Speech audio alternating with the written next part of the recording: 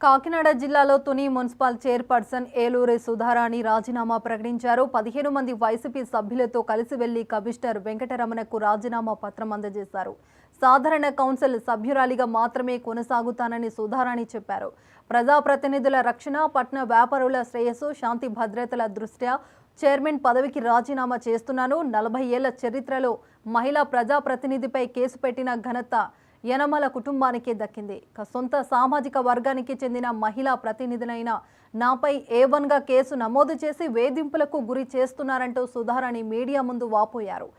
Councillor సభ్యురాలిగా కొనసాగుతూనే TDP అరాచక అవినీతిపై పోరాటం చేస్తానని సుధారాణి చెప్పారు.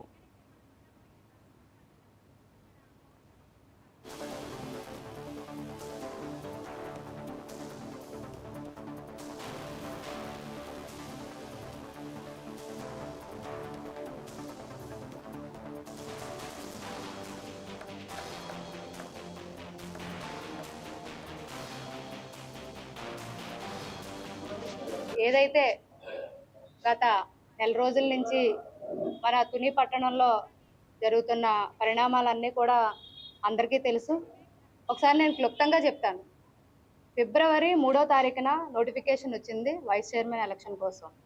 ఆ రోజు 1 అవర్ ముందుగా ఉండాలని కమిషనర్ మాకు ఇంటిమేట్ చేయడం జరిగింది. మా కౌన్సిల్ సభ్యులు అప్పుడు అందరూ కూడా కలిసి 10 గంటలకల్లా మున్సిపల్ ఆఫీస్కి వెళ్ళాం. ఆ రోజు గేట్లు వేసేసి 11 గంటల వరకు రాకూడదని మమ్మల్ని ఆడవారని కూడా చూడకుండా కౌన్సిల్ సభ్యులు అందరినీ కూడా ఎండలో నించోబెట్టారు 1 అవర్. పోలీసు వారి సహకారంతో, వాళ్ళు కనుసైగల్లో, వారి సలహాలతో మొత్తం టీడీపీ రౌడీ మోక అంతా కూడా గేటు దగ్గరికి వచ్చి మా ముందు మమ్మల్ని వెనక్కి తోసి గేటు దగ్గర వాళ్ళు బైఠాయించడం జరిగింది. 11 దాటిన తర్వాత లోపల పంపిస్తే మాకన్నా ముందు టీడీపీ రౌడీ మోక అంతా కూటమి సభ్యులు అందరూ కూడా రౌడీ షీటర్లు అయితేనే ఏదైతేనే ఆడవారందరినీ కూడా తీసుకొని ఏదైతే ఎలక్షన్ జరుగుతుందో కౌన్సిల్ హాల్లోకి వెళ్ళి అక్కడ కూర్చొని నినాదాలు చేస్తూ మమ్మల్ని ఇబ్బంది పెట్టడం కూడా జరిగింది. కనీసం మాకు ప్లేసులు కూడా ఇవ్వలేదు.